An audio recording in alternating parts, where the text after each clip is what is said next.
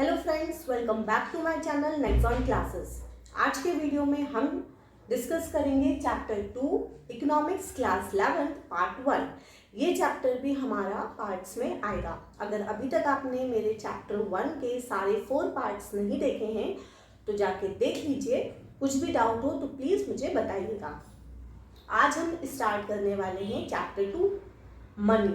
अब जब भी मनी हमारे दिमाग में आता है तो क्या आता है कि खूब सारा हमारे पास पैसा हो, हम खूब सारी चीज़ें खरीद सकें, जो भी हमारी इच्छाएं हैं वो पूरी हो, ठीक है, हम सारी लग्जरी खरीद सकें, जो भी हमारी इच्छाएं हैं वो हम फुलफिल कर सकें, राइट। तो इस चैप्टर में हम डिस्कस करने वाले हैं कि मनी क्या होती है। जब मनी इंट्रोड्यूस नहीं हुआ था नेशन में, उसके पहले लोग कैसे लेन देन करते थे, लोग कैसे चीज़ें खरीदते थे, ठीक है। और फिर जब मनी इंट्रोड्यूस हुआ उसके बाद किस किस वैरायटीज़ में इंट्रोड्यूस हुआ, उसकी कैरेक्टरिस्टिक्स क्या है, ठीक है, और मनी कितने टाइप्स के होते हैं। जब इनिशियली मनी इंट्रोड्यूस हुआ तब वो कैसा था, और आज 2023 में मनी की कितनी वैरायटीज़ आ गई, ये सब हम इस चैप्टर में जानेंगे। तो ये बहुत ही इंटरेस्टिंग चैप्टर है, तो प्लीज़ एंड तक बने रहिएगा।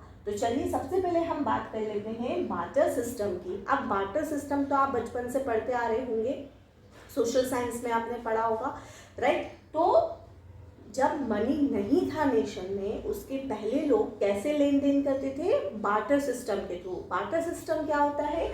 बार्टर सिस्टम होता है exchange of goods for goods, ठीक है। आपके पास जो चीज़ है वो आप सामने वाले को दे दो, और सामने वाले के पास जो चीज़ है वो आपको दे देगा, ठीक है। और म्यूचुअल अंडरस्टैंडिंग से बार्टर सिस्टम होता था।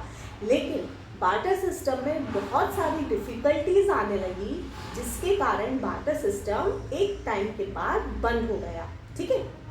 तो वो क्या डिफिकल्टीज थी जिस वजह से बार्टर सिस्टम बंद हुआ, चलिए हम देख लेते हैं। इस चैप्टर में से कम 4 to 5 मार्क्स का एक क्वेश्चन आ सकता है एग्जाम में, ठीक है। ये क्वेश्चन भी बन सकता है कि व्हाट इज बार्टर सिस्टम और उसकी क्या क्या डिफिकल्टीज थी। लेकिन ये पक्का है कि पूरे चैप्टर में से या 4 to 5 मार्क्स का एक क्वेश्चन आ सकता है, ठीक है। अब चलिए डिफिकल्टीज देख लेते हैं। तो पहली डिफिकल्टी क्या है?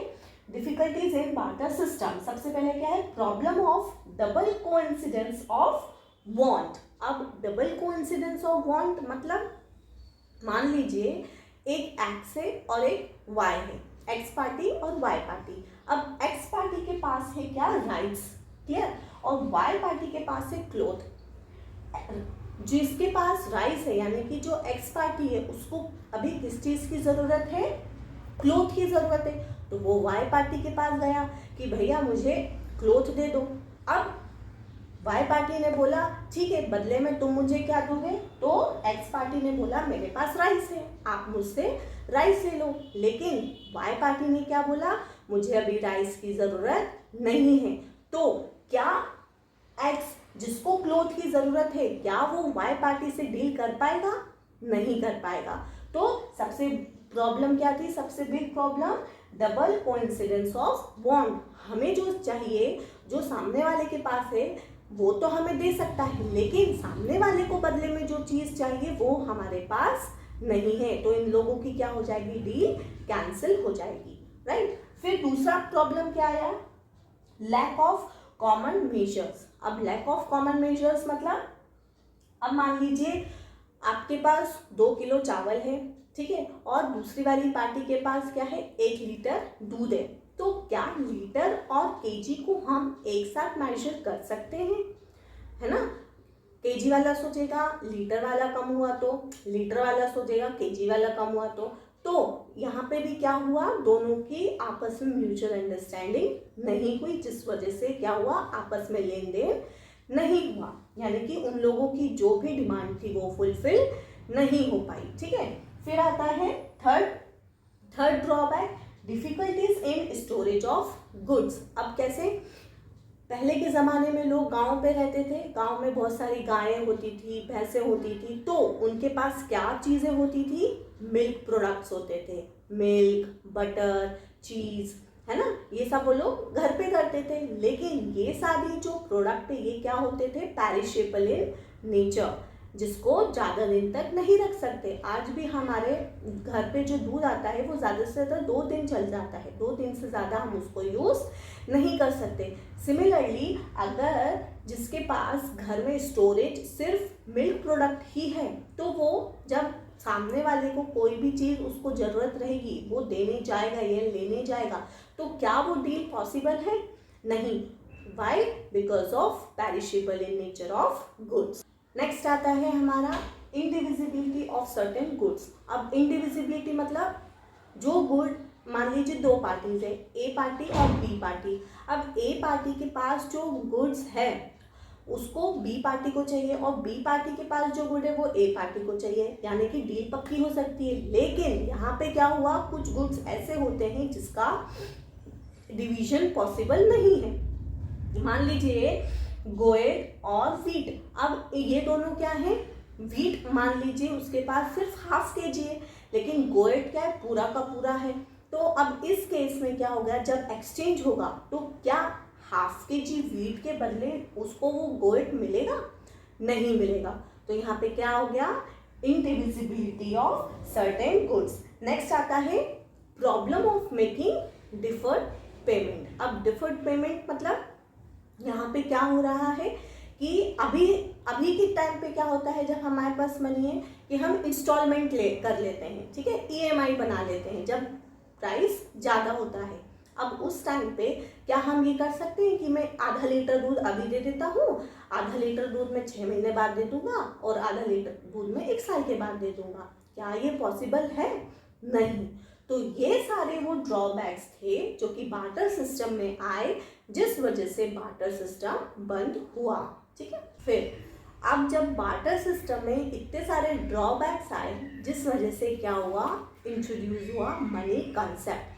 तो मनी की जो डेफिनेशन है वो किसने लिखी थी, प्रोफेसर क्रॉथर ने। प्रोफेसर क्रॉथर का क्या मानना था कि money is anything that is generally acceptable as a means of exchange.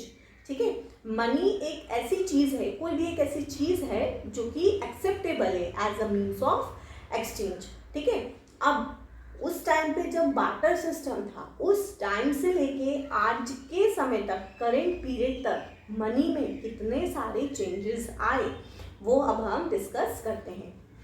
तो एवोल्यूशन ऑफ मनी कि इनिशियली जब बार्टर सिस्टम बंद हुआ तब लोग कैसे चीज़ों को खरीदते थे और आज अभी प्रेजेंट टाइम में लोग कैसे चीज़ों को खरीद रहे हैं, तो क्या क्या इवोल्यूशन हुआ, चलिए देख लेते हैं। तो सबसे पहला आता है एनिमल मनी। अब एनिमल मनी क्या हुआ कि पहले के लोग क्या अपने घरों में गाय, शीप, गोएट ये सब रखते थे। तो अगर उस टाइम पे लोगों को कोई चीज़ खरीदनी रहती थी तो वो क्या करते थे, अपनी काऊ को बेच देते थे, शीप को बेच देते थे, गोएट को बेच देते थे। क्यों? क्योंकि ये सब क्या थी, प्रोडक्टिव इन नेचर थी। यहाँ से आप दूध निकाल सकते हो, दूध से घी बन सकता है, घी, मक्खन, चीज़, मतलब जितने भी आपके डेयरी प्रोडक्ट्स हैं वो बन सकते हैं। तो ये क्या होने लगे, सेल होने लगे। तो लोग को अब कोई भी चीज़ की ज़रूरत पड़ती थी तो वो अपने घर का काऊ, शीप, गोएट जो भी उनके पास रहता था वो उसको बेचने लगे। ठीक है, फिर आता है कमोडिटी मनी। अब कमोडिटी मनी मतलब अब सबके पास घर में काऊ हो, शीप हो, गोएट हो, ज़रूरी थोड़ी नहीं, लेकिन सबके पास घर में जो भी चीज़ें रहती थी वो उसको बेचने लगे।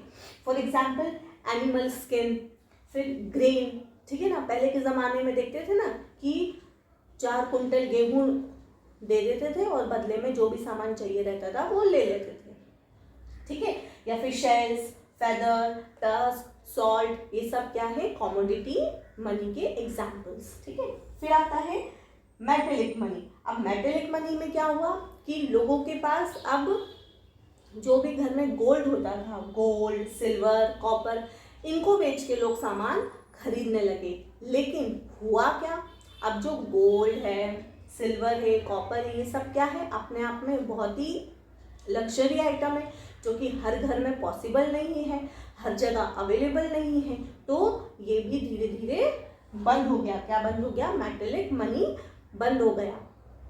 ठीक है, जिसकी वजह से क्या इंट्रोड्यूस हुआ, मेटेलिक कॉइन। अब मेटेलिक कॉइन क्या होता है, उस टाइम पे तो राजा महाराजाओं का टाइम था, तो उन लोगों ने अपने अपने राज्य के हिसाब से अपने अपने जो भी उनका जो राजा का जो भी वो बोलते थे कि ये लोगो, उस लोगो को प्रिंट करवा के उन्होंने कॉइन बनवाए। कौन से कॉइन बनवाए, मेटेलिक कॉइन बनवाए, जिससे कि क्या हुआ, अब लोगों का एक्सचेंज करना बहुत ही आसान हो गया। तो वो किस फॉर्म में रहते थे, वो होते थे गोल्ड, सिल्वर, कॉपर। लेकिन फिर क्या हुआ, धीरे धीरे वो जो टाइम पीरियड है वो भी धीरे धीरे जाता गया। अब नेक्स्ट जो हमारा आता है वो क्या है, पेपर मनी। पेपर मनी क्या, अभी जो हम नोट यूज कर रहे हैं वो, यानी कि जब किंग्स के कॉइन बंद हो गए थे उसके बाद नेशन ने, गवर्नमेंट ने, बैंक ने मिलके क्या इंट्रोड्यूस किया, करेंसी यूज किया। अब हर पूरा जो वर्ल्ड है उसमें एक करेंसी नहीं चलती, फिर उन्होंने क्या किया, अलग अलग कंट्री के हिसाब से अपनी अपनी करेंसी बनाई। जैसे इंडिया की करेंसी क्या है, रुपीज, और उसके क्या किए, पेपर फॉर्म में बनाया उसको, ठीक है। तो issue of currency note was monopolised by central bank. अब इसको जो इशू करना था ये किसको मोनोपोली दी गई, सेंट्रल बैंक को। बैंक तो बहुत सारे हैं, प्राइवेट बैंक है, गवर्नमेंट बैंक है, ठीक है, लेकिन मोनोपोली किसके पास है, सेंट्रल बैंक के पास है। In India 1 rupee note and all the coins are issued by the government of India. यानी कि जो 1 रुपये का नोट जो पहले आता था, उसके अलावा जितने भी जो कॉइन्स हैं उसको इशू करने का रिस्पॉन्सिबिलिटी किसे है, गवर्नमेंट ऑफ इंडिया को। वहीं पे करेंसी नोट किसके द्वारा इशू किए जाते हैं, सेंट्रल बैंक के द्वारा। करेंसी नोट में क्या आ गए आपके, 10 रुपए का नोट, 20 रुपए का नोट, 200 रुपए का नोट, 500 का नोट, ये सब क्या है, करेंसी नोट है। ये कौन इशू करेगा, सेंट्रल बैंक। और जितने भी सारे कॉइन्स हैं, पहले 1 रुपए का नोट आता था लेकिन अब शायद नहीं आता है, ठीक है, मार्केट में अब नहीं है। तो जो कॉइन्स हैं वो कौन इशू करता है, गवर्नमेंट ऑफ इंडिया।